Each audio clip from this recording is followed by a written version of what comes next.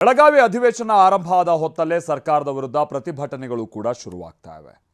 ಸುವರ್ಣಸೌಧದ ಹೊರಗಡೆ 11 ವಿವಿಧ ಸಂಘಟನೆಗಳು ತಮ್ಮ ಬೇಡಿಕೆ ಈಡೇರಿಕೆಗಾಗಿ ಒತ್ತಾಯಿಸಿ ಪ್ರತಿಭಟನೆಯನ್ನ ಮಾಡಿ ಸರ್ಕಾರದ ಗಮನವನ್ನು ಸೆಳೆಯುವ ಪ್ರಯತ್ನವನ್ನ ಮಾಡ್ತಾ ಇವೆ. ಈ ಮಧ್ಯೆ ಪಂಚಮಸಾಲಿ ಸಮುದಾಯಕ್ಕೆ ಮೀಸಲಾತಿಗಾಗಿ ಹೋರಾಟಕ್ಕೆ ಮುಂದಾದಂತವರಿಗೆ ಸರ್ಕಾರ ಶಾಕ್ ನೀಡಿದೆ.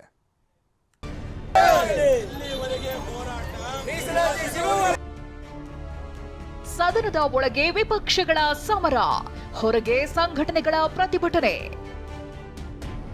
ಸಾಲು ಸಾಲು ಪ್ರತಿಭಟನೆಗೆ ಸಾಕ್ಷಿಯಾಗ್ತಿದೆ ಬೆಳಗಾವಿ ಸುವರ್ಣಸೌಧ.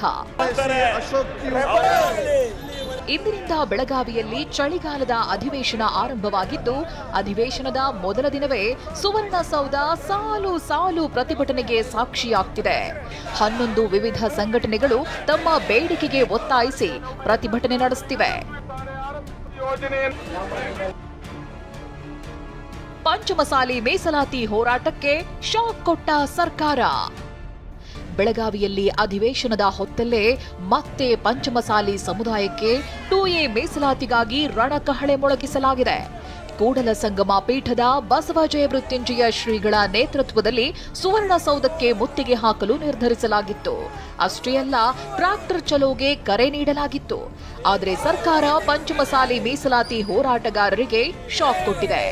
ಇಂದು ಮತ್ತು ನಾಳೆ ಹೋರಾಟದ ವಾಹನಗಳಿಗೆ ಬೆಳಗಾವಿ ಪ್ರವೇಶಕ್ಕೆ ನಿಷೇಧ ಹೇರಿದೆ.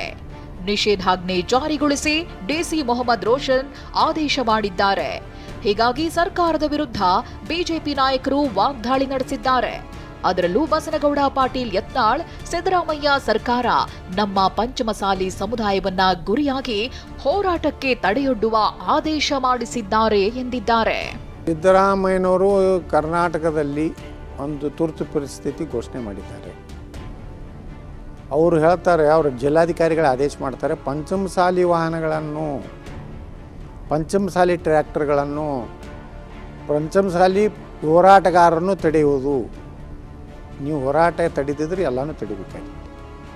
ಸ್ಪೆಸಿಫಿಕ್ ಆಗಿ ಒಂದು ಸಮುದಾಯವನ್ನು ಗುರಿ ಇಟ್ಟು ಸಿದ್ದರಾಮಯ್ಯನವರ ನಿರ್ದೇಶನ ಮೇಲೆ DC ಅವರು ಏನು ಆದೇಶ ಮಾಡಿದ್ದಾರೆ, ಇದು ಭಾಳ ದೊಡ್ಡ ಮೂರ್ಖತನ. ಎಲ್ಲ ಕಡೆನೂ ಹತ್ತಿಕ್ಕೋದು ಕಾಂಗ್ರೆಸ್ ಸರ್ಕಾರ ಪ್ರತಿಯೊಂದು ಹೋರಾಟನೂ ಹತ್ತಿಕ್ಕುವಂಥ ಪ್ರಯತ್ನ ಮಾಡ್ತಾನೆ ಇರ್ತಾರೆ. ಇವತ್ತು ಯಾವುದೇ ಒಂದು ವಿಚಾರದಲ್ಲೂ ಬಗೆಹರಿಸುವಂಥ ಪ್ರಯತ್ನಗಳನ್ನು ಈ ಸರ್ಕಾರ ಮಾಡಿಲ್ಲ. ಇನ್ನು ಹೋರಾಟಗಾರರ ವಾಹನ ಪ್ರವೇಶ ನಿಷೇಧ ಮಾಡಿರುವುದಕ್ಕೆ ಬಸವಜಯ ಮೃತ್ಯುಂಜಯ ಶ್ರೀಗಳು ಸಹ ಕಿಡಿಕಾರಿದ್ದಾರೆ. ಈ ಮಧ್ಯೆ ವಿಪಕ್ಷ ನಾಯಕ ಆರ್ ಅಶೋಕ್ ಇಂದು ಶ್ರೀಗಳನ್ನ ಭೇಟಿಯಾಗಿ ಹೋರಾಟಕ್ಕೆ ಸಾಥ್ ಕೊಡುವ ಸಂದೇಶವನ್ನು ನೀಡಿ ಬಂದಿದ್ದಾರೆ. ನಮ್ಮ ಜಿಲ್ಲಾಧಿಕಾರಿಗಳಿಗೆ ಇಚ್ಛೆ ಪಡ್ತೀನಿ, ಪ್ರಜಾಪ್ರಭುತ್ವ ವ್ಯವಸ್ಥೆಯಲ್ಲಿ ಪ್ರತಿಯೊಬ್ಬರಿಗೆ ಪ್ರತಿಭಟನೆ ಮಾಡುವಂಥ ಅವಕಾಶ ಇದೆ. ನಾವು ಯಾವುದೇ ಸಾರ್ವಜನಿಕರಿಗೆ ತೊಂದರೆ ಕೊಡೋ ಪ್ರಯತ್ನ ಮಾಡ್ತಾ ಇಲ್ಲ. ನಮ್ಮ ವಾಹನಗಳಿಗೆ ನಿಮ್ಮ ಟ್ಯಾಕ್ಟರ್ಗಳು ಬರಲಿಕ್ಕೆ ಟ್ರಾಫಿಕ್ ಜಾಮ್ ತೊಂದರೆ ಆದರೆ ಟ್ಯಾಕ್ಟರ್ಗಳ ಬಗ್ಗೆ ನೀವು ಬೇಕಾದ್ರೆ ಕ್ರಮ ತೆಗೆದುಕೊಳ್ರಿ, ನಾವು ಅದಕ್ಕೇನು ಡೋಂಟ್ ಕೇರ್ ಅಂತೇವೆ. ಆದರೆ ಜನ ಬರುವಂಥ ವಾಹನಗಳನ್ನು ಒಳಗಡೆ ಬಿಡಲ್ಲ ಅಂತ ಹೇಳ್ತಾರಪ್ಪ ಅಂದರೆ ಇದು ಎಷ್ಟು ಮಟ್ಟಿಗೆ ನ್ಯಾಯ? ಹಾಗಾದ್ರೆ ಜಿಲ್ಲಾಧಿಕಾರಿಗಳು ಏನು ಬೆಳಗಾವಿಯಲ್ಲಿ ನೀವು ಆದೇಶ ಮಾಡಕತ್ತೀರೋ ಅಥವಾ ನೀವು ಪ್ರೀತಿ ಇರ್ತಕ್ಕಂಥ ಜಮ್ಮು ಕಾಶ್ಮೀರದಲ್ಲಿ ಆದೇಶ ಮಾಡ್ಕೊಂತ ಅನುಮಾನ ವ್ಯಕ್ತವಾಗ್ತಿದೆ. ಆದರೆ ಬಿಜೆಪಿ ನಾಯಕರ ಆರೋಪವನ್ನ ಸಚಿವರು ತಳ್ಳಿ ಹಾಕಿದ್ದಾರೆ. ನೋಡಿ, ಮಾನ್ಯ ಮುಖ್ಯಮಂತ್ರಿಗಳು ಎಲ್ಲ ಸಮುದಾಯದವರಿಗೆ ಕರೆಸಿ ಮಾತನಾಡ್ತಾರೆ, ಎಲ್ಲರ ಸಮಸ್ಯೆ ಬಗೆಹರಿಸ್ತೀವಿ ಅನ್ನುವಂಥ ಭರವಸೆಯನ್ನು ಕೊಟ್ಟಿದ್ದಾರೆ. ಸರ್ವರಿಗೂ ಸಮಬಾಳು, ಸರ್ವರಿಗೂ ಸಮಪಾಲು, ಇದು ನಮ್ಮ ಸರ್ಕಾರದ ಧ್ಯೇಯೋದ್ದೇಶ. ನೋಡಿ, ಯಾವುದೇ ಹೋರಾಟಕ್ಕೆ ತೊಂದರೆ ಕೊಡುವಂಥ ಪ್ರಶ್ನೆ ಇಲ್ಲ. ಪ್ರಜಾಪ್ರಭುತ್ವದಲ್ಲಿ ಎಲ್ರಿಗೂ ಹೋರಾಟ ಮಾಡಲಿಕ್ಕೆ ಅವಕಾಶ ಇದೆ. ಹೀಗಾಗಿ ಅದ್ರ ಬಗ್ಗೆ ಯಾವುದೇ ರೀತಿಯ ಸಮಸ್ಯೆ ಆಗೋದಿಲ್ಲ ಅನ್ನುವಂಥ ಮಾತನ್ನು ಹೇಳಿಕೆ ಬಯಸ್ತೇನೆ. ಈವನ್ ನೀವು ಲಂಡನ್ಗೆ ಹೋದರೆ ಬೆಳಗ್ಗೆ ದಿನ ಬೆಳಗ್ಗೆ ಪ್ರತಿಭಟನೆ ನಡೀತದೆ. ಪ್ರಜಾಪ್ರಭುತ್ವ ವ್ಯವಸ್ಥೆಯಲ್ಲಿ ಇದೇ ಬ್ಯೂಟಿ ಆಫ್ ಡೆಮೋಕ್ರಸಿ. ನಾವು ಹೋರಾಟ ಮುಖಾಂತರ ರಿಫಂಡ್ ಆಗ್ತಕ್ಕಂಥ ಹೋಗಂದ್ರೆ ಡೆಮೋಕ್ರಸಿ. ಪಂಚಮಸಾಲಿ 2A ಹೋರಾಟ ಅದು ನಮ್ಮ ಹಕ್ಕು. ನಮ್ಮ ಸಮಾಜಕ್ಕೆ ನ್ಯಾಯವನ್ನು ಕೊಡಿಸಲಿಕ್ಕೆ ನಮ್ಮ ಸಮಾಜದಲ್ಲಿ ಬಹಳಷ್ಟು ಬಡವರಿದ್ದಾರೆ, ಬಹಳಷ್ಟು ರೈತರಿದ್ದಾರೆ. ನಮಗೆ ಶಿಕ್ಷಣದಲ್ಲಿ ನಮಗೆ ಮೀಸಲಾತಿಯನ್ನು ಕೊಡಿ ಅಂತ ಹೇಳಿ ಅಪೋಸಿಷನ್ದಲ್ಲಿ ಇದ್ದಾಗಲೂ ಲಕ್ಷ್ಮೀ ಹೆಬ್ಬಾಳ್ಕರ್ ಎತ್ತಿದ್ದಾಳೆ. ಈಗ ಸಿಟ್ಟಿಂಗ್ ಮಿನಿಸ್ಟರ್ ಇದ್ದಾಗಲೂ ಕೂಡ ನನ್ನ ಸಮಾಜದ ಪರವಾಗಿ ನನ್ನ ವಾದ ಇದೆ. ಹಿಟ್ಲರ್ ಗಿರಿ ಅನ್ನೋದು ಪದ ಕಾಂಗ್ರೆಸ್ ಪಕ್ಷಕ್ಕೆ ಅಟ್ಲೀಸ್ಟ್ ಅನ್ವಯಿಸೋದಿಲ್ಲ.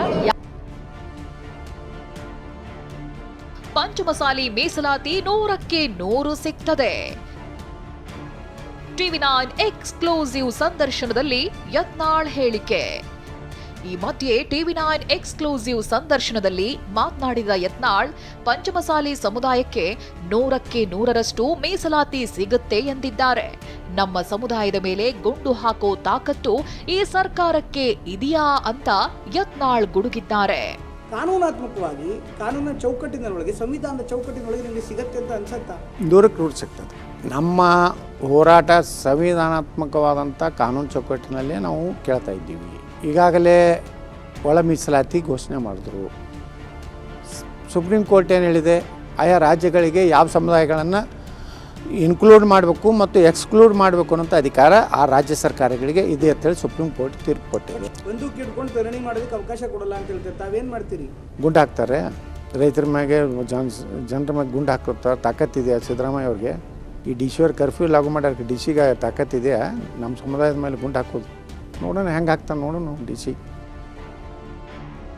ಈ ಮಧ್ಯೆ ಮಹದಾಯಿ ಯೋಜನೆ ಅನುಷ್ಠಾನ ಮಾಡಬೇಕು, ಕಬ್ಬಿನ ಬಿಲ್ ನಿಗದಿ ಮಾಡಬೇಕು, ವಕ್ಫ್ನಿಂದ ರೈತರ ಜಮೀನು ರಕ್ಷಣೆಗೆ ಒತ್ತಾಯಿಸಿ ವಿವಿಧ ರೈತ ಸಂಘಟನೆಗಳು ಪ್ರತಿಭಟನೆ ನಡೆಸುತ್ತಿವೆ. ಪ್ರತಿ 4 ವರ್ಷಕ್ಕೊಮ್ಮೆ ವೇತನ ಪರಿಷ್ಕರಣೆಗೆ ಒತ್ತಾಯಿಸಿ ಕೆಎಸ್ಆರ್ಟಿಸಿ, ಲೇಬರ್ ನಿಗಮ ಸಂಘ, ಎಸ್ಟಿ ಮೀಸಲಾತಿ ಆಗ್ರಹಿಸಿ ಅಖಿಲ ಕರ್ನಾಟಕ ಹೂಗಾರ ಮಹಾಸಭಾ ಸಂಘ ಪ್ರತಿಭಟನೆಗೆ ಮುಂದಾಗಿದೆ. ಗದಗ ಹರಪನಹಳ್ಳಿ ರೈಲು ಮಾರ್ಗ ನಿರ್ಮಾಣಕ್ಕೆ ಒತ್ತಾಯಿಸಿ ಪ್ರತಿಭಟನೆ. ಹೀಗೆ ಸಾಲು ಸಾಲು ಪ್ರತಿಭಟನೆಗಳು ನಡೆಯುತ್ತಿವೆ. ಅಧಿವೇಶನದ ಹೊತ್ತಲ್ಲೇ ಖ್ಯಾತೆ ತೆಗೆದ ಎಂಇಎಸ್ ಪುಂಡರು. ಬೆಳಗಾವಿಯಲ್ಲಿ ಅಧಿವೇಶನ ನಡೆಸುತ್ತಿರುವುದನ್ನು ವಿರೋಧಿಸಿ ನಾಡದ್ರೋಹಿ ಎಂಇಎಸ್ ಮಹಾಮೇಳ ಆಯೋಜಿಸಿದೆ. ಬೆಳಗಾವಿಯ ಧರ್ಮವೀರ ಸಂಭಾಜಿ ವೃತ್ತದಲ್ಲಿ ಪ್ರತಿಭಟನೆ ನಡೆಸಲು ಮುಂದಾಗಿತ್ತು. ನಿಷೇಧಾಜ್ಞೆ ನಡುವೆಯೂ ಎಂಇಎಸ್ ಪುಂಡರು ಪ್ರತಿಭಟನೆಗೆ ಬಂದಿದ್ದರಿಂದ ಪೊಲೀಸರು ಅಲರ್ಟ್ ಆಗಿದ್ರು. ನಾಡದ್ರೋಹಿ ಘೋಷಣೆ ಕೂಗ್ತಿದ್ದ ಎಂಇಎಸ್ ಪುಂಡರನ್ನ ಪೊಲೀಸರು ಬಂಧಿಸಿದ್ರು. Bureau report, ಟಿವಿ9.